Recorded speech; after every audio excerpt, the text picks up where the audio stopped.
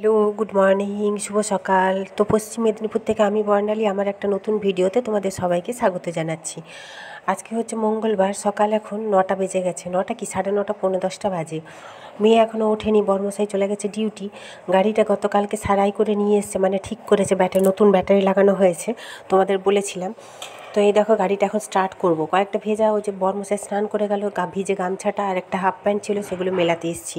মেলে দিয়ে এখন গাড়িটা স্টার্ট করব।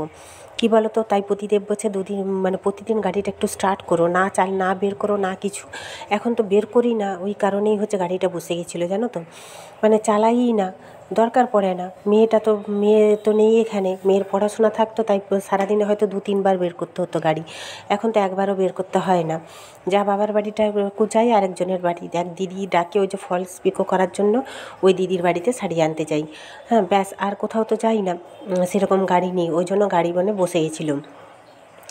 তো গাড়িটা এখন স্টার্ট করছি। দেখো কালকেই সারাই করে নিয়ে এসছে, আজকে আবার স্টার্ট হচ্ছে না, দেখেছো? ক্ল্যাচ উপরে ক্যাচ দিয়ে স্টার্ট হচ্ছে না, হাতে পায়ে গিয়ে দিয়ে মারলে তবে হচ্ছে, তোমার কিক দিয়ে তবে স্টার্ট হবে। তাও দেখো এই যে হচ্ছে, একটু একটু অসুবিধে হচ্ছে, কিন্তু হচ্ছে, যেহেতু ব্যাটারিটা নতুন ওই জন্য হচ্ছে।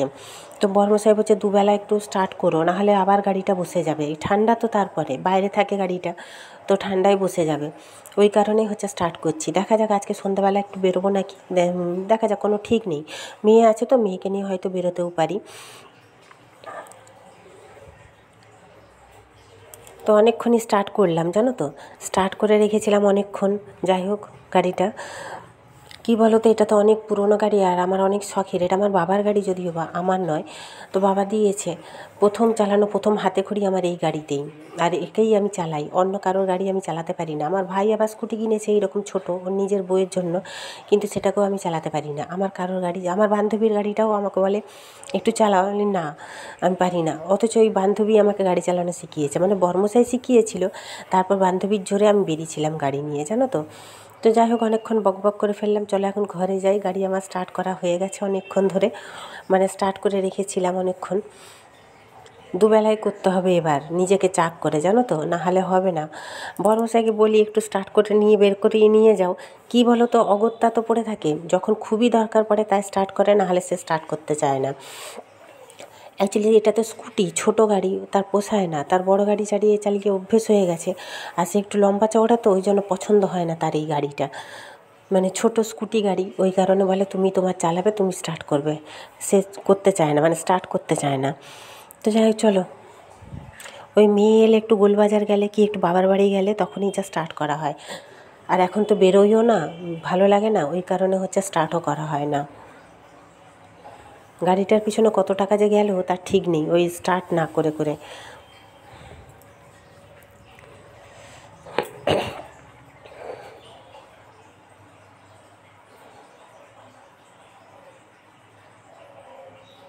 তো গাড়িটা মুছে নি দাঁড়াও ভালো করে, অনেক দিন মোছা হয়নি, ভালো করে মুছে পরিষ্কার করে নি দাঁড়াও।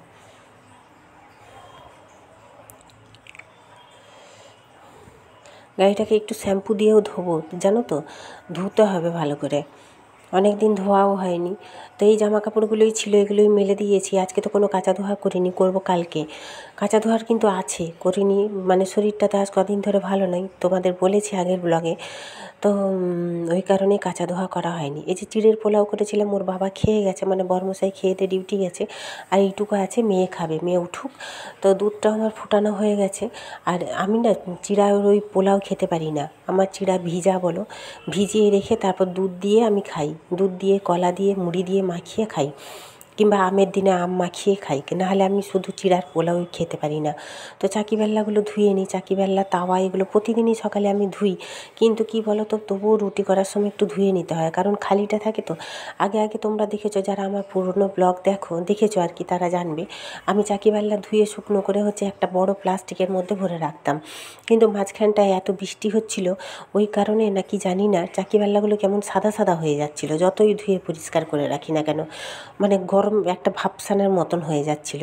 তো ওই জন্য এখন খোলাতেই রাখি, কিছুদিন পরে আবার রাখবো। দাঁড়াও, শীতকালে অবশ্য প্লাস্টিকের মধ্যে রাখলে কিছু হবে না, দেখা যাক। প্লাস্টিকের মধ্যেই রাখতে হবে, নাহলে সন্ধ্যেবেলা আবার আমাকে ধুতে হয় রুটি করার সময়। তো সকালে আজকে অবশ্য রুটি করিনি, তবু আমি চাকি বেল্লা প্রতিদিনই ধুই সকালবেলা। চাকি বেল্লা কেন, তাওয়া কেন, তো ওগুলোই ধুচ্ছি। আজকে কাজকর্ম সেরকম কিছুই নেই, কাঁচা ধোয়াও করিনি। বলছি না আজ দুদিন ধরে শরীরটা ভালো নেই, তোমরা তো জানোই। গতকালকের ভিডিওতেও বলেছি, পরশু দিনের ভিডিওতেও বলেছি।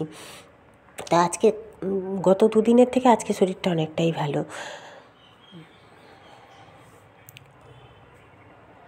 তো চলো এবার ঘরে যাই। মেয়েকে উঠে গেছে মনে হয়, উঠে বাথরুমে গেছে। এখন চা করব, দাঁড়াও আগে বিছানাপত্রগুলো গুছিয়ে নিই, তারপরে চা বসাবো। আজকে রান্নার কোনো ঝামেলা নেই, প্রতিদেব আসবে না, দুপুরেও খাবে না বলেছে, রাতেও খাবে না। তার অফিসে অনেক কাজ আছে আজকে, ওই জন্য বেরোবে না। তো বলে গেছে আজকে দুপুরে খাবো না। তো আমার তো মঙ্গলবার, আমি যেহেতু খাবো না, তো মেয়েও বলছে মাছ ডিম কিছুই খাবে না। মাছ তো খেতেই চায় না, ছেড়ে দাও। তো বলছে মা যদি ডিম ভাজা করো তাহলে খাবো, নাহলে খাবো না। তো ডিম ভেজে দেবো খাওয়ার সময় গরম গরম। মুখটা না আমার ঠিক হয়ে গেছে জানো তো, সেই যে কেমন খসখসে মানে খসখসে চামড়া ওঠার মতন হয়েছিল কিছুদিন ধরে। অ্যাকচুয়ালি দোষটা আমার, আমি তো কোনো ক্রিম মাখি না জানোই তোমরা। তো এই কারণে হাওয়া লেগে না, ঠান্ডা লেগে মানে কেমন হয়ে গেছিলো মুখটা। তো এখন আজকে দিদি দেখে বলছে, মানে আমার যা দেখে বলছে মুখটা ঠিক হয়ে গেছে। দুদিন ওই যে বোরোলিন মেখেছিলাম, তো এই কারণে এখন একটু ভেসলিন মেখেছি জানো তো মুখটার মধ্যে। তো ওই যে এমনি ছোট্ট ভেসলিনগুলো। তার মধ্যে কি হয়েছে বলো তো, যত বয়স হচ্ছে দিনে তো চুল তো উঠেই যাচ্ছে, আর দিন দিন যেন মুখের মধ্যে স্কিনের পরিবর্তন হচ্ছে, মানে চামড়ার আর কি। আগে আমার স্কিন দেখলে সবাই বলতো স্কিনটা কত সুন্দর, কিন্তু এখন এমন হয়ে গেছে নিজেরই ভালো লাগে না। কি করব, কিছু তো যত্ন করি না, কোনো ট্রিটমেন্টই করি না। ঘরোয়া যে আগে ঘরোয়া প্রচুর ট্রিটমেন্ট করতাম জানো তো আমি। মধু বলো, ভাত বলো, চালগুঁড়ি বলো, হ্যাঁ লেবুর রস নানা রকম মাখতাম, দুধের সর, বেসনটা অবশ্য আমি খুব কমই মাখি, কারণ বেসন আমার কোনো দিনই শ্যুট করে না। আটা এইসব মাখতাম, মেখে স্কিনটা খুবই ভালো থাকতো আমার। আর আমি আটকাল 12 মাসই নারকেল তেল মাখি মুখের মধ্যে, মুখে কেন সারা বডিতেই। তো যাই হোক চলো, অনেক বক বক করা হয়ে গেল। এখন দুপুরের এই যে রান্না বসিয়েছি, রান্না বলতে এটা সবজি আমার হচ্ছে, কিন্তু এই সবজি আমার মেয়ে খাবে না, আর বর তো খাবেই না, ছেড়ে দাও। তো হচ্ছে মেয়ের জন্য একটু ফুলকপি আলু ভাজা করে দেবো আর ডিম ভাজা করে দেবো।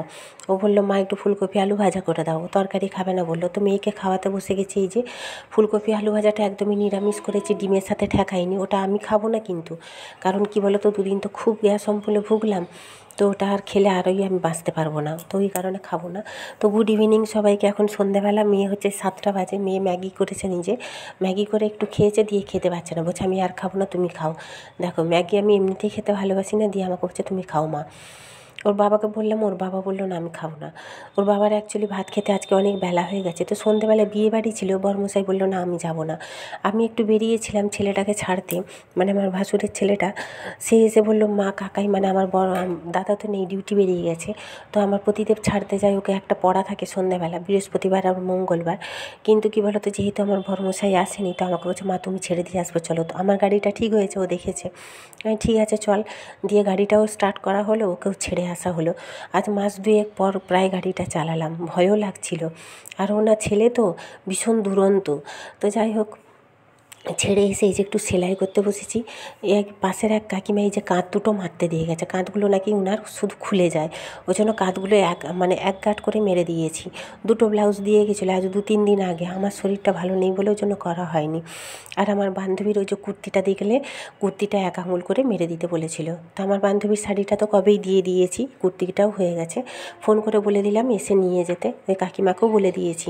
আর ব্লাউজগুলোর না কোনো পয়সা নেইনি, কেন বলো তো, কী নেবো বলো, শুধু তো কাঁধ দুটো মারা হয়েছে, ওই জন্য কোনো কাকিমাকে বললাম কোনো পয়সা দিতে হবে না, কিন্তু কাকিমা কিছুতেই শুনবে না।